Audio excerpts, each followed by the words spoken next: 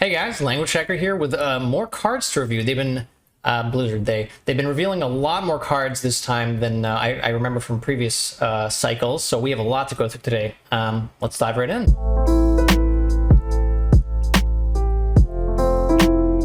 All right, let's go straight through this. There's a lot of cards that seem quite powerful, and there's a lot of cards that seem slow. So we'll talk about each of those. All right, let's hop right in.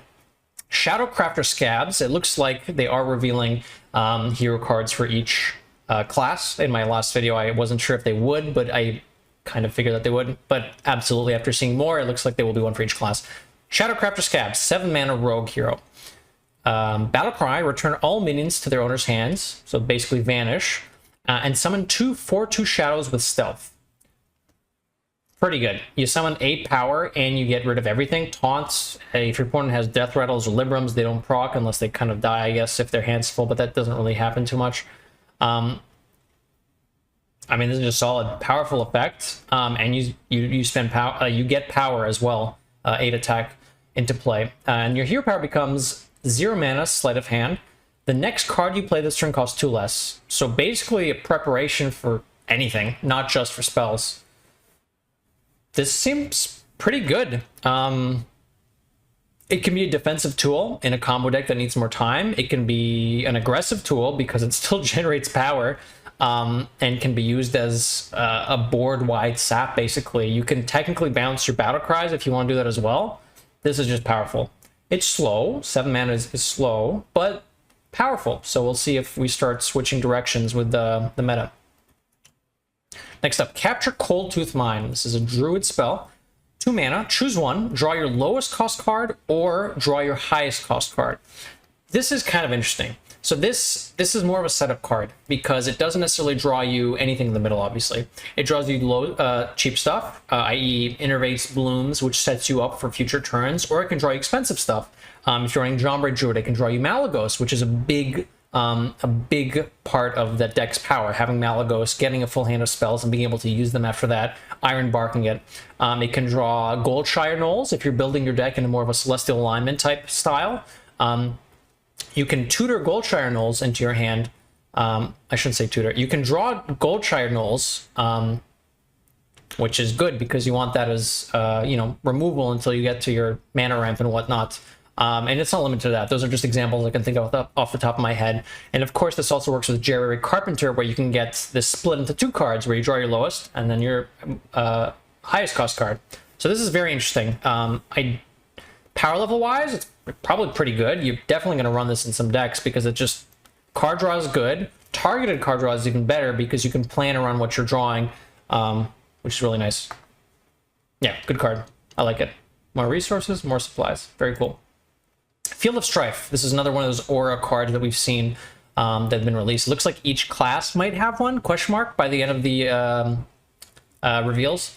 2 mana Demon Hunter spell. Your minions have +1 attack, lasts 3 turns.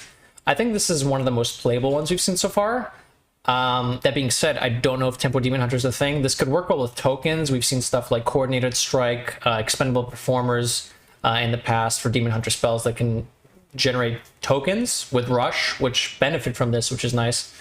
Or you can just have this in a sort of aggressive deck where you're running a lot of cheap minions and maybe some card draw for refill. Is this going to be the nuts? Probably not. Demon Hunter has not really been super tempo-oriented in a while. And I don't remember seeing too many cards yet in this expansion reveal season so far that would benefit from this.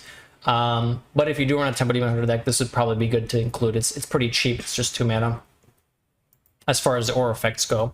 Next up, Build a Snowman. This is a pretty cool card. 3 mana mage spell, and it's a frost spell. Summon a 3/3 snowman that freezes. Add Build a Snowbrute to your hand. This is a snowman. It's an elemental. Build a Snowbrute. 6 mana spell, also frost. Summon a 6/6 Snowbrute that freezes. Add Build a Snowgre to your hand. And you guessed it, a Snowgre is 9 mana, summon a 9/9 Snowgre that freezes. They don't have taunt, they're all elementals, they all freeze. This is a great value card. It's reminiscent of Pyros back in the day. I think Pyros was what, Ungoro, question mark? Yeah, Journey to Ungoro. And this is kind of that sort of effect, but it's a little more defensive because it has a freeze aspect to it. The first part's more expensive, the second part's the same, and the last part's a little less expensive, but stat-wise it lines up as to what Pyros was. And instead of a death rattle, you get it, so it can't be silenced. This is a great value card. I don't know, again, they're trying to push slightly slower mage stuff. I don't know if it's actually going to work, but if there is a slow mage deck, this is a great value card to include in it. Snowball Fight, 3 mana shaman spell. Frost. Deal 1 damage to a minion and freeze it. If it survives, repeat this on another minion. This is really interesting. Part of the reason why Control Shaman isn't really good right now is because Shaman doesn't have quite enough control tools to be a control class. There are a lot of things that you can do to kind of control the board, but ultimately you do have to go for like some sort of big win condition, and whether that be multiple charge calls or burn damage or whatever, as we've seen in Quest Shaman lately. But some of the matchups that caused it issues were decks with a lot of big minions.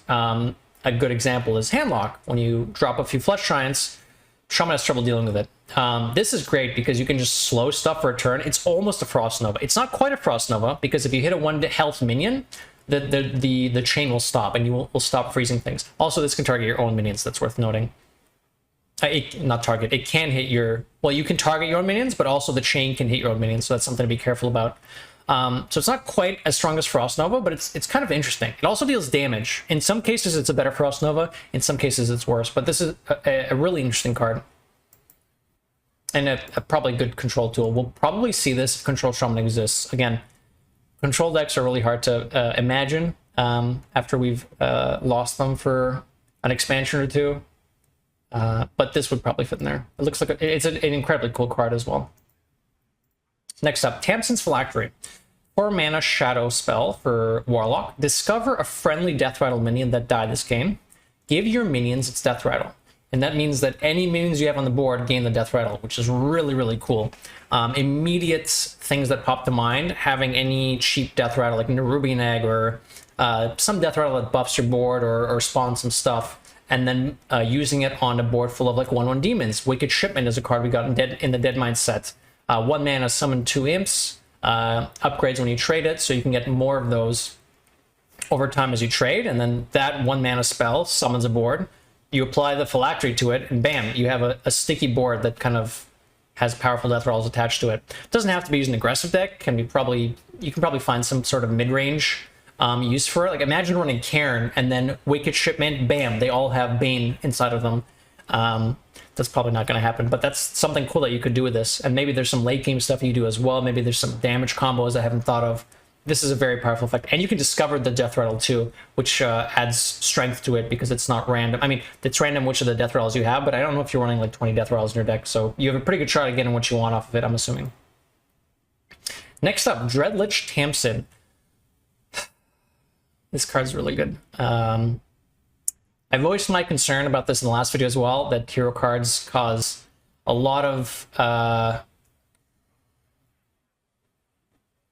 would say, problems, because you heavily rely on the power of one card in your deck, and if you don't draw it, it's a lot worse. If you draw it, it feels a lot worse, which is why Death Knights were really cool for a week or two when they came out in Frozen Throne, and then it became like, they drew the good card and whatever. Anyways, 6 mana, hero card. Battle Cry, deal 3 damage to all minions, so Hellfire type effect. It doesn't hit your face, though, or their face. Shuffle 3 Rifts into your deck, and draw 3 cards. Even without knowing what the Rifts do, this card is insane. 6 mana, Hellfire effect. Draw 3 cards. And gain 5 armor. That's great. Let's go over what Rifts are. Fel Rift. It's a 3 mana spell. Cast when drawn. Summon a 3/3 Dread Imp. There's nothing special about the Dread Imp. It's just a 3/3 demon. No taunt, no keywords. But that's still pretty good. It gives you delayed tempo with tokens like this, and it turns your hero power into Chains of Dread. 2 mana. Shuffle a Rift into your deck. Draw a card. So you no longer are damaging yourself with your tap, which means that we're probably going to move away from Flesh Giants. Or you could wait until you play the Flesh Giants before you do this. You probably don't want Raised Dead in this deck, because Raised Dead is going to be much worse with Dread Imps. So this is definitely going to be a different type of Warlock. Maybe you could set up some sort of late game combo that doesn't involve the quest line, but this definitely doesn't fit in quest line Warlock, because you lose a possibility to damage yourself with your tap, which is one of the best ways to complete the quest line. Regardless, this card is very powerful. In the questline deck or not, this is just a very good card. Really cool. I also like that they made the hero power kind of like a It's not quite like an upgraded Paladin hero power, because you do get a 3/3, but it's delayed and it's eventual. So it's kind of a nice way of doing that. It's a delayed buffed dude, and it's a demon. Oh, things you could do with this. This could be in a sort of mid-range demon style deck where you do have Shady Bartender, for example, as a finisher. You just keep shuffling and summoning 3/3s, and eventually when a board sticks, you slam Shady Bartender and hit him in the head. That's something you could do with this. Next up, Frostwolf Kennels, 3 mana Druid spell. At the end of your turn, summon a 2/2 wolf with stealth. Lasts 3 turns. This is kind of slow, which is my main issue with a lot of cards that I see. Oh, it's too slow, we're dying turn 5, 6, 7, blah, blah, blah, blah. And yeah, this is kind of slow. However, it's a 2/2 wolf with stealth, and it does happen at the end of your turn. So the next turn you get to attack with one, the turn after they get that, you get another one as well. So you get to control buffs, trades, stuff like that. You can keep it stealth for composting if you're running more of a token style deck. So it's interesting in that sense as a sort of ongoing board generation, which is kind of nice. And with enough slow cards being printed, maybe the meta does slow down, so this becomes kind of playable. This seems okay. By itself, it's not that great. There's a couple of other cards we'll be seeing shortly that build off of this. Frost Saber Matriarch, 7 mana, 4/5 beast. It's a druid minion. Taunt costs 1 less for each beast you've summoned this game. So this works off of the Frostwolf Cubs that you get from the Frostwolf Kennels. It works with Adorable Infestation, Vibrant Squirrels, the Satisfied Squirrels that you get from the Acorns when they're drawn, Park Panther, any beast basically. And a lot of beasts we actually do run in Aggro Druid or Taunt Druid or whatever you want to call it right now. So we could end up seeing a more beast-oriented Druid deck. For once. I mean, I know they tried pushing beast stuff a while back and it never really picked up, but this could actually kind of work. And there's, I think, one more card after this that we'll see as well. But it's pretty cool. There's enough stuff that you can make, and there's enough ways to generate board that you can probably get composting value. You still run Arbor up, and it's still a sort of tempo deck. It's just a little bit slower in what it does, and maybe a little more consistent in what kind of boards you're hitting with the buffs. Next up, Dire Frostwolf. And this is one more that we can see. 4 mana, 4/4 beast. Stealth. Death Rattle. Summon a 2/2 wolf with stealth. Pretty solid. It's a thing. Summons a thing. They both have stealth. They're both beasts. Good development. Sticky minion. Really nice. This is just a solid card. Especially in a deck that wants to use stuff like Arbor Up, composting, etc., etc. We might even start seeing Kodomount run in these decks because you have stealth minions that you're guaranteed to target them on. Which is kind of cool. Again, I don't know what the full deck's going to look like, but this does look like a viable sort of archetype. Next up, neutral legendary, 10 mana, 8/8, Lockholder the Ice Lord. Rush Wind Fury, costs 5 less if you have 15 health or less. So if you're in danger, this is a 5 mana, 8/8 Rush Wind Fury, and it's elemental. I'm going to sound like a broken record. Even at a 5 mana, 8/8 Rush Wind Fury, it's probably too slow unless it's exactly on turn 5 against the board with like 2 things. Once you get to 3 or 4 or 5 things, this isn't going to help you too much. It's a really slow card otherwise because it costs 10 mana. And the only card I can really think of using this would be Seed, or like the Questline Warlock. And even in Questline Warlock, I don't want to spend 5 mana on a board clear when we have cards like Soulrand, Shadowblade Slinger, Unstable Shadow Blast, more efficient ways to do this. So this is a really cool card. And again, if the meta slows down, we could see this as a sort of threat or slow removal card, but it's just, I feel like it's a little too slow, and it comes, unless it comes down exactly on turn 5. And if it comes down on turn 5 and you're at 15 health, you're probably against a deck that's going to kill you regardless of the fact that they lost 2 minions. And this doesn't have Taunt as well. If it had Taunt, that would be crazy. But with Rush and Fury, this is probably okay, but a little slow. Probably a lot slow, TBH. Alright, next up, Baron Glacier. Freeze Shaman. 7 mana, 6/6 elemental. It's a shaman card. Battle Cry. For each frost spell you've cast this game, summon a 3/4 elemental that freezes. So this is your sort of finisher, right? Your Dragoncaller Lana, your I totally know what the 7 mana 5/5 that summons dudes for watch posts is called. That guy. This is your finisher in Freeze Shaman, or one of your finishers. But we've only seen 1 frost spell so far, so we don't actually know how good this is going to be.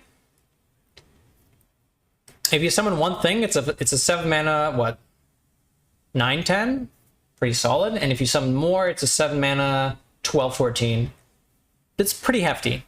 This is probably just a solid finisher, but we'll have to see what other freeze cards are shown for this to actually be properly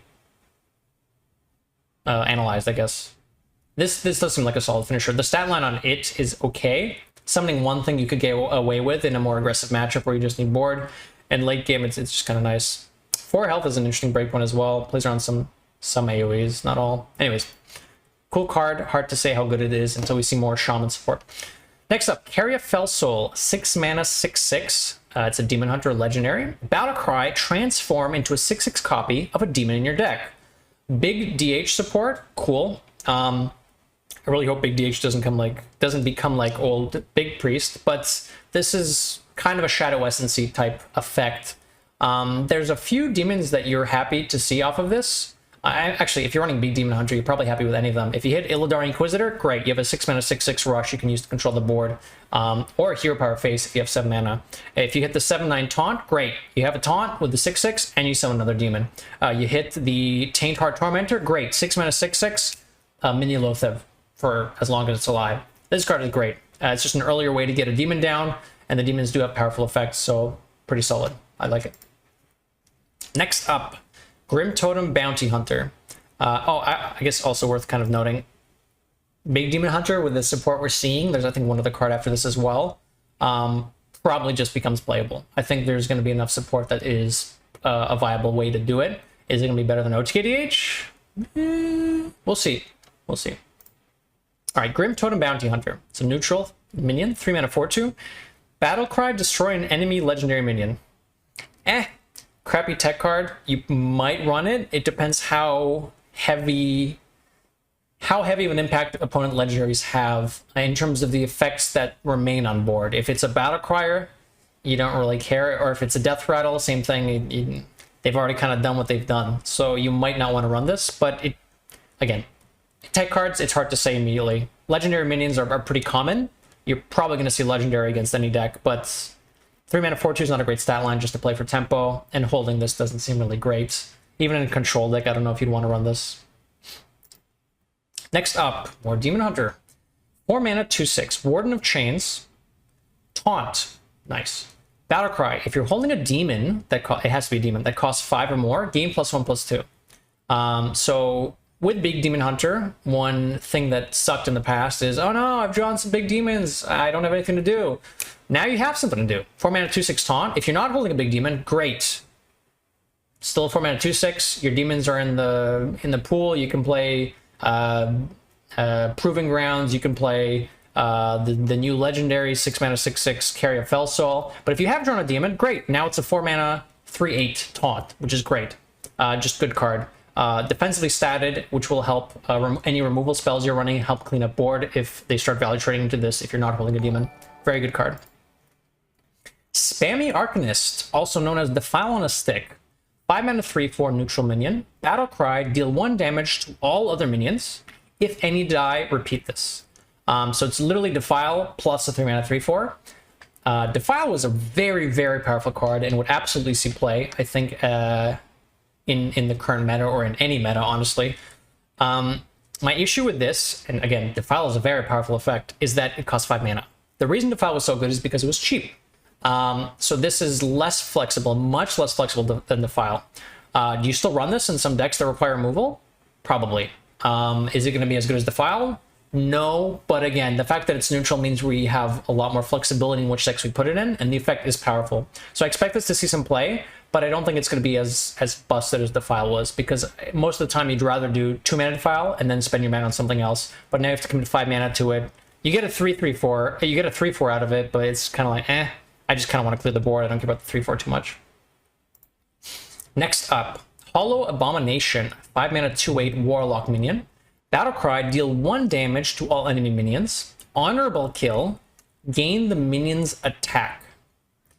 And I believe the honorable kill works off of the Battle Cry. So if you hit something with its Battle Cry and you kill it, you gain its attack immediately, is my understanding based on the honorable kill wording here. I think this is fine. It's hard to say. I don't know what deck this would exactly go on. Maybe this is just solid enough that you put it in a lot of decks. It's got a Despicable Dreadlord type effect, but it's not ongoing. It's just on the one turn you play it. It has a cool effect where it can scale. as well while controlling the board, or even just scaling when you play it off the battle cry. If you kill one thing with this, and even if you gain like 2 attack, 5 mana 4/8 with an AoE attached to it, it's pretty good. It's just pretty good. So you probably put this in Warlock, but I don't know what kind of deck we're putting this in.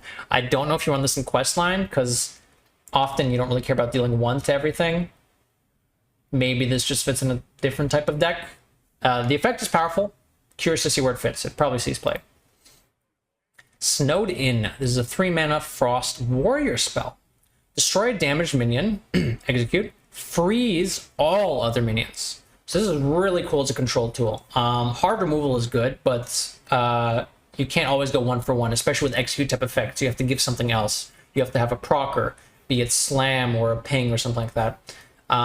So this is an extra bonus on top of it. Destroy an absolute kill target, but then you also freeze the board, which buys you time. So not quite Frost Nova, but kind of Frost Nova for Warrior, which is really cool. You have to kill something for it, but a lot of the time you're probably okay killing something and then freezing the board, buying yourself time, greeting the brawl, waiting for another draw. So this is a very strong card in control, which might not see play, but we'll see. Next up, Ivis the Forest Lord. This is one of the coolest cards I've seen so far, and I would say probably the most flexible card of the set.